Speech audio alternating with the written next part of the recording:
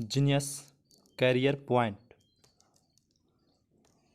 आज हम Bihar board matric परीक्षा 2021 फिजिक्स चैप्टर के प्रकाश के परावर्तन पढ़ेंगे। एक एक क्वेश्चन को हम लोग डिस्कस करेंगे। ये लैब टेस्ट की तरह ही है।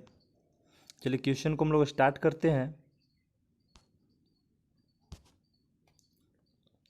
कहता है किस दर्पण की फोकस दूरी ऋणात्मक मानी जाती है? समतल दर्पण, उत्तल दर्पण, अवतल दर्पण या इनमें से किसी का नहीं। तो देखिए किस दर्पण की फोकस दूरी जो होती है वह ऋणात्मक मानी जाती है। तो ऋणात्मक जो मानी जाती है किसकी मानी जाती है? तो अवतल दर्पण की। अवतल दर्पण की जो फोकस दूरी होती है वह ऋणात्मक मानी जाती है।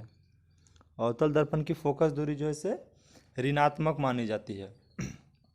कहने का मतलब है कि अवतल दर्पण जो होता है वो माइनस में होता है और उत्तल दर्पण जो है वो प्लस माना जाता है। तो चलिए आगे की ओर बढ़ते हैं। एक प्रतिबिंब का आकार हमेशा वस्तु के बराबर है तो दर्पण क्या होगा? एक प्रतिबिंब का आकार, प्रतिबिंब कहने का मतलब फोटो, ये फोटो के जो आकार है वह वस्तु के आकार के बराबर है। समझिए कि ये इमेज है और ये हमारा कोई वस्तु है। तो ये वस्तु का आकार और प्रतिबिंब का आकार दोनों आपस में बराबर होगा तो दर्पण कौन सा होगा? तो दर्पण जो हो जाएगा वह समतल दर्पण हो जाएगा। ऑप्शन सी सही हो जाएगा। किसी दर्पण के सामने आप चाहे जितनी दूर पर खड़े हो, किसी दर्पण के सामने आप चाहे जितनी दूरी पर खड़ा हो आपका प्रतिबिंब सीधा ही बनेगा। किस दर्पण में? तो देखिए सीधा जो बनेगा वो हमारा समतल दर्पण और उत्तल दर्पण में हमारा प्रतिबिंब चाहे जितनी दूरी पर भी हम खड़ा हो जाएं हमारा प्रतिबिंब जो होगा एकदम वह सीधा ही बनेगा। अवतल दर्पण में काल्पनिक प्रतिबिंब बनने के लिए वस्तु को कहाँ रखनी होगी?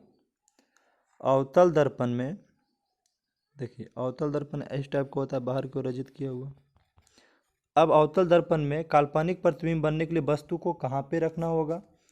तो वस्तु को हमें यहाँ देखिए केंद्र हो जाता है, ये फोकस हो जाती है। तो वस्तु को कहाँ रखें कि हमारा काल्पनिक प्रतिबिंब बने? अवतल दर्पण में। तो देखिए अवतल दर्पण में हम वस्तु को कहाँ पे रखेंगे? तो हम फोकस के अंदर रखेंगे। कहने का मतलब है यहाँ इसके बीच में हम रख देते हैं। तो जब हम फोकस के वस्तु के अंदर रखेंगे तो हमारा प्रतिबिंब जो बनेगा वह काल्पनिक प्रतिबिंब बनेगा। मतलब फोकस के अंदर रखना होगा तब हमारा अवतल दर्पण में जो प्रतिबिंब बनेगा कैसा बनेगा? काल्पनिक प्रतिबिंब बनेगा।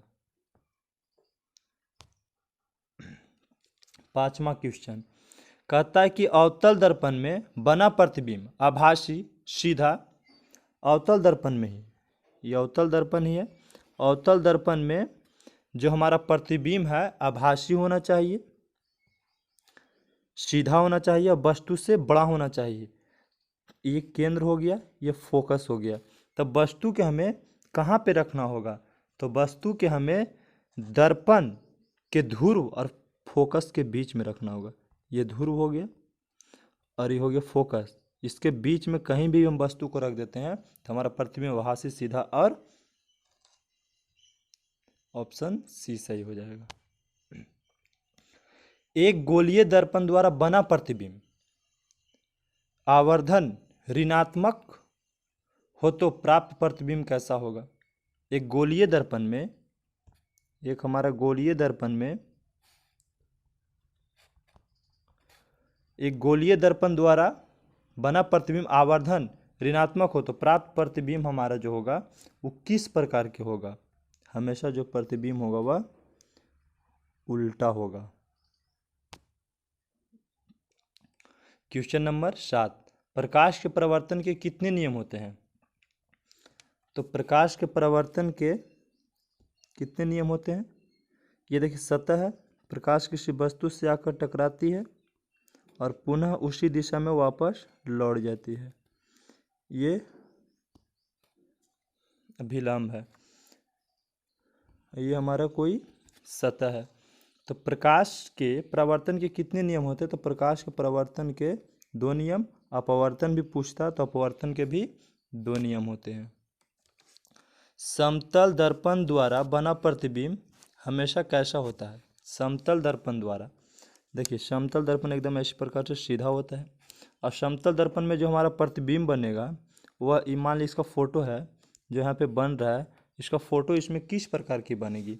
तो क्वेश्चन नंबर 8 का जो हो जाएगा, काल्पनिक प्रतिबिंब बनता है। निम्न में से किस दर्पण द्वारा किसी वस्तु का वास्तविक प्रतिबिंब मिल सकता है?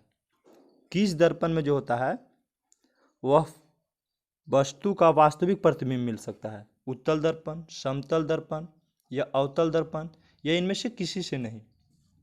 तो 9 के जो आंसर हो जाएगा अवतल दर्पण।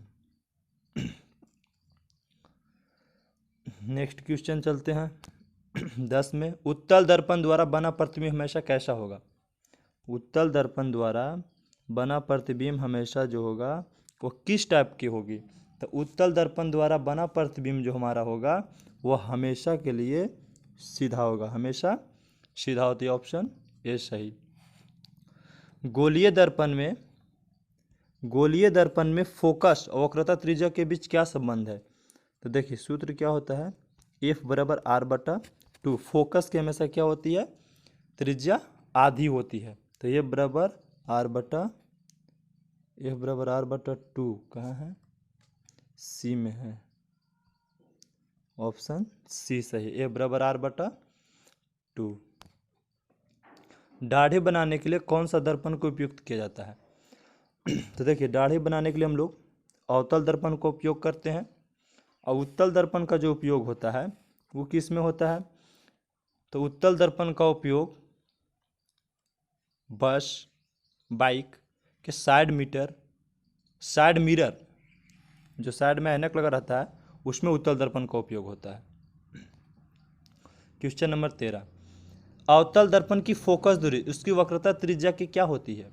अवतल दर्पण की फोकस दूरी उसकी वक्रता त्रिज्या के क्या होती है? तो अवतल दर्पण की जो फोकस दूरी होती है, फोकस दूरी उसको वक्रता त्रिज्या की क्या होती है? आधी हो रही है, R/2 मतलब आधी होती है। ऑप्शन। दंत विशेषज्ञ किस दर्पण का उपयोग मरीजों के दांत को बड़ा प्रतिबिंब बनाकर देखने के लिए करता है? तो देखिए इसका आंसर हो जाएगा अवतल दर्पण, क्योंकि डॉक्टर, सबसे पहले डॉक्टर, उसके बाद दूसरा में गाड़ी के headlight,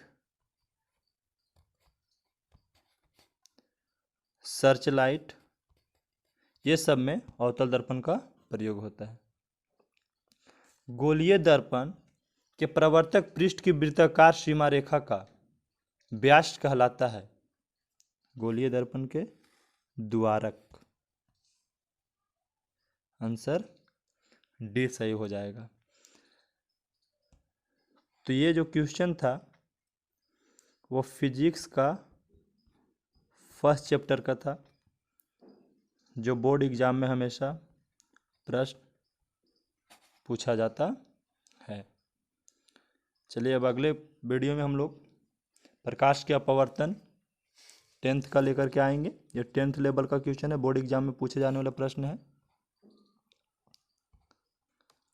genius career point 9 to 12 SSC, bank, railway, army, Bihar police, other exam competition के लिए बेस्ट इंस्टीट्यूट है।